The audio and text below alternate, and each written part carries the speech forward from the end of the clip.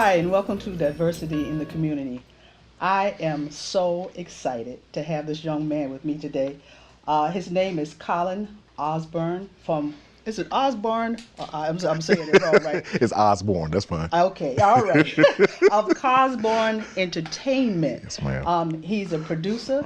Welcome. I am so happy to have you here with me today. I'm so happy to be here with you. Now, I've seen you in many plays. I've enjoyed seeing you, heard you sing. Oh But this boy. time you stepping out of your comfort zone Yes, ma'am. and you're going to be directing. So tell us a little bit about yourself, your beginnings, and how you came up with, decided to be the Sure. producer of this type of Well, I am a native of New Britain, Connecticut, Mm-hmm. and I am a product of the New Britain public school system, Mm-hmm. where I got a lot of my artistic development. I graduated from Eastern Connecticut State University in 2005 with my bachelor's of fine arts degree, concentration in music performance. Okay. And that's where I guess Cosborn Entertainment kind of was birthed. Because once I graduated from college, I wanted to take the arts seriously, and I really wanted to pursue something with it. I started working at a local theater in New Britain and just offering support, just, doing that type of thing. And there is interesting now we're talking about it. There was an individual who was putting on a production there, and actually, she was putting on for Color Girls. It's Miss Darlene Brandon from My Piece Productions. Okay. All right. And I remember, so I have to give her credit for this. And I was helping her as a stage man, as a house manager of the theater. I was helping Okay. her with some of the things behind the scenes and everything. And she and I, we really bonded there. This was back in like 2000 and, oh, it was a while. It was a while ago. And one day she called me. She was like, "Hey, Cosborn Entertainment." She was the one who actually, Oh, really? yeah, Okay. she actually was the one who gave me that name. And so from there, I've carried it on. So Darlene, I have to, if you watch this, I have to thank her. Yes, I never shared that with her, but it was Darlene Brandon, My Piece Productions, who actually gave me who actually coined Cosborn Entertainment. Right, Yeah. right. So ever since then, I just ran with it. And then from there, I just started thinking of some ideas, some things that I wanted to do. So initially, with Cosmo Entertainment, it started off with me being a support to other producers and other artists, providing some assistance with their projects. And then from there, it went into me creating a music showcase called the Soul Experience. Okay. All right. From the Soul Experience, then I decided I wanted to come out as an artist, because it took me a while to become comfortable with me as a singer. And so I said, let me just try this. So then I came out as an artist, did a debut concert a few years ago. And then from there, I started acting and singing more, and I started getting background vocal opportunities, and started singing on other people's projects and on various records. And then from there, we went into the theater piece, me starting to write, because I just started having a lot of ideas. I started having a lot of things I wanted to talk about. Right. And I figured, theater is a great way to do that. Yeah. So, Yeah. the first play that I wrote was at the church that I grew up at in New Britain, Spotswood Amy Zion Church, and I did a Christmas play there. After that, I started writing some more, and a few years later, gotta jump Yeah. ahead. Yeah. Now we're here with this production. This production I wrote initially. Got me thinking. When I wrote this play, I wrote this play because I was actually dealing with some things at the time. I was dealing with some things, just church stuff, because this is a gospel themed play. So there was just Yeah, right, some right. church issues that I was wrestling with, and just that was really on my mind. And so I just needed to talk about it. In addition, there were a lot of individuals who were coming to me, and they were sharing their stories with me, and it was just a lot of pain, and a lot of people had questions about a lot of things, And so I'm that type of person where, okay, if I just don't want to talk about it, I want to do something about it as well. So I figured, let me take some of my experiences, let me take some of their experiences, put it together, and write this project. And so when I completed it, I called it just the praise team. The praise. And Okay. yeah, because the story does center around a praise team. Praise team. And I was actually going to just leave it as a praise team because I was kind of mirroring Issa Rae. She's a director, and she kind of achieved success out in California because she released something called The Choir. Now, what's funny is that when she released The Choir, I just finished writing the praise team. And so, not knowing who she was until a few years later. But then when I decided to make this project come about, I had a conversation with some of my friends, and I was saying, hey, I want to do this play, and Right. and they asked me, well, what are you going to call us? I'm just going to call it the praise team. And they were like, why? So it's like, that's kind of boring. So I'm like, hey, some people do say, hey, work for Yeah. them, maybe work for me. Yeah. Yeah. So when I got into what the play was about, they were like, nah, bro, you gotta, Something. yeah, you gotta come up with something else because there's a lot of meat to this. And then later on, after having a conversation with the president of the NAACP in New Britain, who I'm partnering with in producing this play, Right. Right. that's when I really started thinking about the name. And one day, literally out the clear blue, they came to me, A Song of Life in the Key of Pain. I'm like, Yeah. Yeah. That's that. That. you know. Yeah. When I saw your email, that stood out for me. Oh wow, yeah, Yeah. It yeah. did. Yeah. And so I shared that, and when I shared it with my friends, they were like, "Yeah, that's it, Yeah. that's it." So Right. yeah, so Right. that's kind of the timeline and how this came about. Now, are you gonna have original songs in this? Yes, there are four original songs, four songs that I've written, Oh wow. and I have worked with Terry Jones. Okay. He's from Metropolitan AME Zion Church, Mm. so he's the music director for the play, and Okay. he and we have been working together on putting the music together. So it's Mm. been a great experience, and the songs are good. The songs are I good. I bet I was talking to you before we started, because I was with you a couple times when you were teaching people their parts, and Yes, I ma'am. was amazed because you said that you really didn't play piano. No, I didn't play. Nope. What's funny is I took piano lessons. Actually, I took piano lessons throughout high school. Mm. I took guitar and piano in college, Uh huh. so I did good enough to pass the classes, but I didn't stick with it. But I still remember. I remember certain things from Right. those Right. Right. instruments. Right. Going back, I did play trumpet from elementary school throughout high school. Mm-hmm. And so even to this day, I still remember my fingering and all Right. that. Right. But I guess like I share with you, I have perfect pitch. I would say I have perfect Yeah, pitch. you do. And so one of the, a former instructor, gospel choir instructor, brought that to my attention one day. We was going to an engagement, Uh huh. and he just said out the clear blue, he was like, Colin, sing C. So I sing C. He was like, sing F sharp. And I was just, sing this, that. And he said, you got perfect pitch. So he brought that to my attention. But I realized that was the case. So that's Yeah. how I'm able to, Yeah, because I was amazed that you were listening to the music on that CD or whatever, and you were giving everybody their parts, and I'm like, did he hear this before?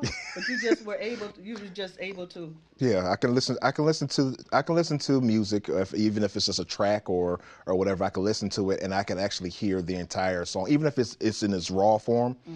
I can hear the entire song and I can hear the melody. I can hear the vocals.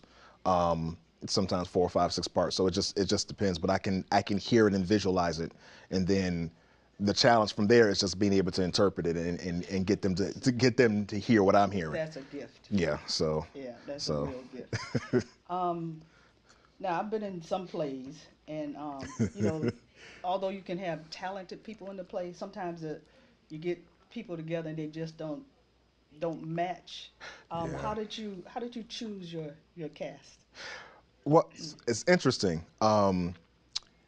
Certain parts that I wrote, I immediately knew exactly who I wanted to Mhm. play that role. So Mhm. I reached out to them based on personality. Mhm. One of my actresses, Miss Trinine Davis, she's Mhm. here today as well. Mhm. She and I, because she and I, we go way back. She remembers me when I was gay big, and she and I had a conversation, and Uh-huh. she was like, you know what, I really would like to, pursue acting. I want to get into this acting thing, and this will be a great opportunity. So would you, mind allowing me to be a part of it? So first I'm like, okay, you know, but after giving it some thought, and then when I thought of her personality, and then I was like, oh my gosh, you know what, might be divine because she does match, this character. So that's kind of how I do it. I will match the character with someone's personality. So if there's a personality similarity there, yeah, then that's kind of how I do it. Oh, okay. Yeah. All right. So you knew when you had everybody that you had the right combination For the most part, yes. for the most part. For the most part, yes. Yeah, so there's still one or two that I had to figure out because I'm like, because the personalities were so complex with the characters. So I'm like, well, who can really portray this? But it's been a blessing. So it all worked out. And so how many people are actually in the cast? 8. It's 8. Yeah, Okay. I They have all 8. sing? I think so. Does everyone say? I think so. So I don't want you to give away what's in the play, but can you tell a little bit about what's going to be happening in Sure, the play? sure, sure. The play is it's a story about a character by the name of Eddie Charles, and Eddie Charles is, I guess he's the perfect. Well, he's not perfect, but he is the balanced, even keeled. Everyone loves him. He does everything right, not because he's Mr. Goody, two shoe, but because Right. he just loves the Lord and he tries to live his life to please God. Right. Right. But oh, and he's the leader of this praise team I'm talking about. So, Okay. and this Right. praise team is a nationally renowned praise team. Mm-hmm. You'll see that they eventually get offered a record contract, but his real life hits him out the clear blue. Okay. And he's just not dealing with one thing, he's dealing with multiple things all at Mm-hmm. once. Mm-hmm. How he overcomes these obstacles and these challenges, it's going to determine whether or not his group is going to make it or not. Okay. Okay. It determines everything. So just seeing him and how he handles things and how he deals with things, and if he can either get the breakthrough or not, his success or his ability to overcome really is the fate of everyone else that's connected to him. Okay. So that's just getting very, very little. Okay. Yeah. Don't give I us won't too give no much. more, but Don't give us too much. that's all I want to say. Yeah. Now the play is going to take place on June 10th, Yes, ma'am. and it's going to be at the Thorpe. How do you Torp. Yep. Torp.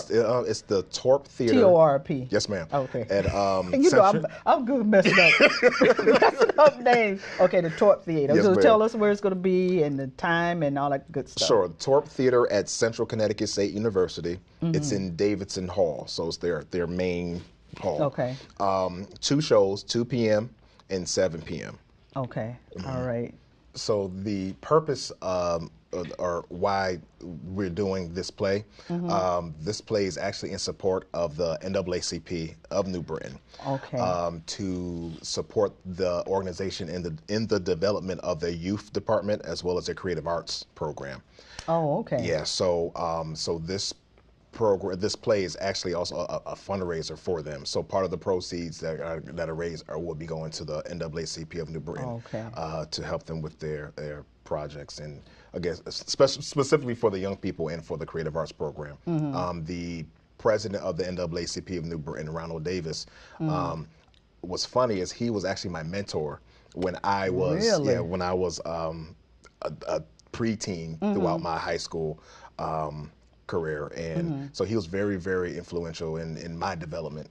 Okay. And so I just spoke to him one day, and I said, you know what, I feel like the Lord is telling me it's time to give back to the community. That's what I was just going to say. Yeah. So, and that's giving why. back. Yeah. So, and when I spoke to him about that, he just said, I've been waiting. He said, it's about time.